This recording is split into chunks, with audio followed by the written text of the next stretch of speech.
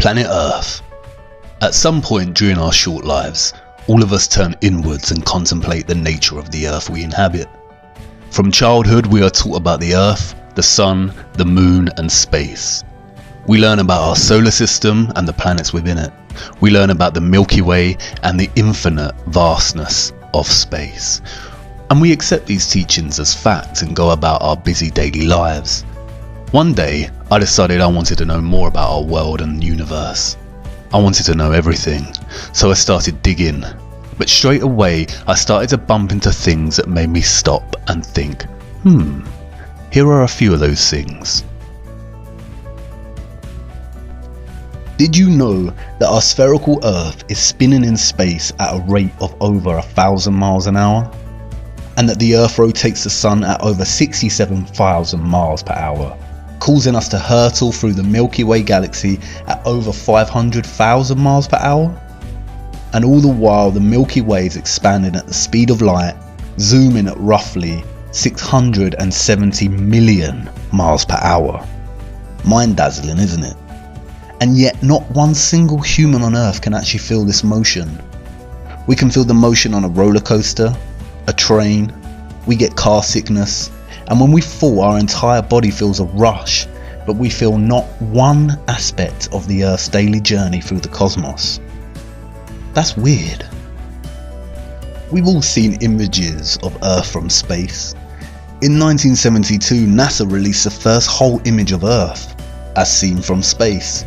Titled The Blue Marble, one can only feel amazement at its perfect spherical shape and feel the immense enormity of the silent nothingness that surrounds our blue marble. But did you know that the blue marble image and every subsequent image of the Earth released by NASA are composite images, developed by computers out of data and finalized in Photoshop? There are no whole images of the Earth as seen from space. Who would have thought? And then there's gravity. Einstein theorized that gravity exists due to the curvature of space that results from a massive object, and it is the force that keeps us all rooted to the Earth. What goes up must come down, and gravity is so strong that it has the power to keep all our oceans strictly bound to the Earth and the power to curve them over our spinning planet. But it is not strong enough, however, to keep the birds from gliding through the skies, to stop feathers floating in the air and balloons rising. I guess gravity's power is a selective one. As I looked into space and physics more, I had more and more questions. And I knew that somebody much smarter than me out there had the answers. But it wasn't just space that fascinated me. I wanted to learn about the biological and geographical nature of our world. And again, as I dived into learning, I found more weird things that puzzled me.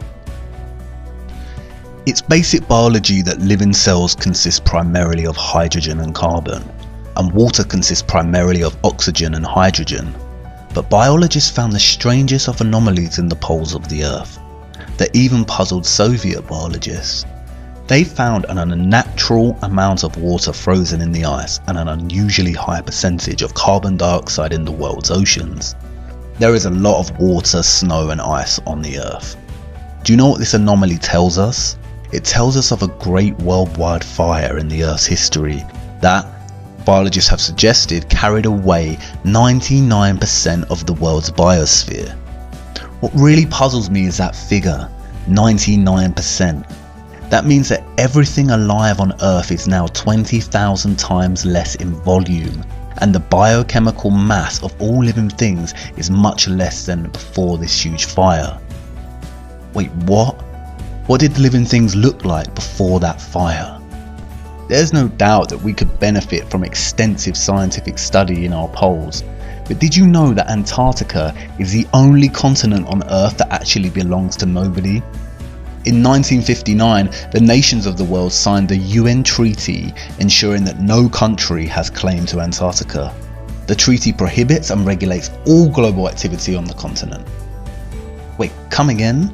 Since when has any nation given up their drive to own and exploit any land on Earth? I kept researching, which just opened up question after question, Some things just didn't make sense to me, and it seemed that many pieces of the larger puzzle were missing or just unanswered. And then I stumbled on something so ridiculous and absurd, I did not know whether to laugh or become angry. Meet the Flat Earth Society, a group of like-minded individuals that hypothesize that the Earth is not actually a globe in a vast and evolving universe, but a flat and stationary plane. At first I thought it was a joke, or some kind of vigilant, religious and creationist denial of scientific advancement. Humanity lived in the dark ages for years, and we finally have objective, progressive science advancing our understanding of this great mystery, and flat earthers think it's okay to promote such anti-scientific theories.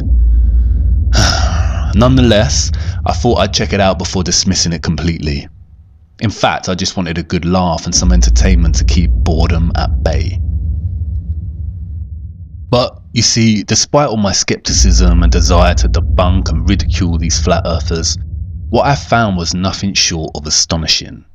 I had finally found something that challenged my scientific understanding of the world, not just with theory, but also strong scientific evidence. I want to share this with you. Come with me, if you will, down this rabbit hole to discover whether our Earth is in fact a flat and stationary plane.